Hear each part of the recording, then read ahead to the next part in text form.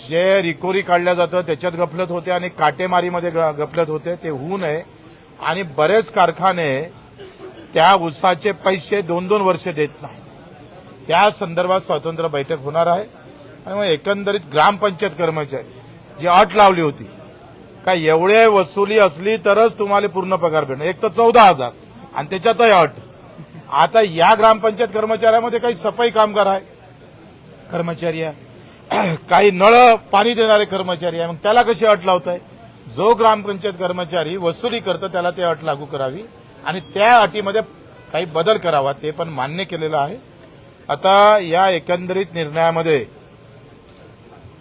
दिव्यांगाचं 6,000 रुपयाचं मानधन, पेरणी ते कापणी, कारण हे निर्णय आता बैठकीत सगळं हाव म्हटलं, पण कागदावर येईपर्यंत काही आमचं समाधान होत नाही. कागदावर आलं का मग मात्र आमचं समाधान होईल.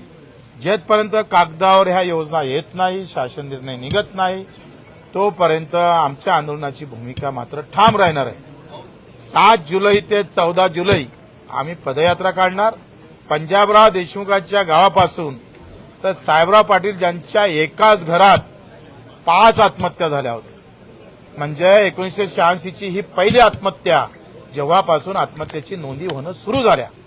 आणि ते साहेबराव पाटलांना जर लिहिलं नसतं तर कदाचित त्या आत्महत्येच्या नोंदी झाल्या नसत्या, कारण त्यांनी भज्यात विष टाकून सगळ्यांना मारलं होतं आणि त्याच्यासोबत ते सुद्धा मरण पावले होते.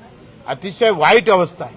दाढव्याची आत्ता झालेली आत्महत्या, पोटावर ब्लेड मारून आत्महत्या केली, कारण पॉयझन प्यायला पण पैसे नव्हते. कारण बियाणं पहिली पेरणी चुकली आणि दुसऱ्या पेरणीला बियाणं नाही, शावकार अंगावर बसला आहे. अशा विचित्र अवस्थेमध्ये शेतकरी जगत असताना या संदर्भात आम्ही जेथपर्यंत ठोस उपाययोजना सरकार, त्यांनी एक मिटिंग घेतली, त्याच्या बाबतीत आश्वासित केलं. हे जरी बरोबर असलं तरी जेथपर्यंत शासन निर्णय निघत नाही तोपर्यंत आम्ही मागं हटणार नाही. आमची भूमिका कायम राहील. शेतकऱ्यासोबत मजुरासोबत बेमानी होणार नाही. बच्चू कडू मेला तरी 72, पण बेमानी मात्र होणार नाही, हे मात्र या निमित्तातून सांगतो.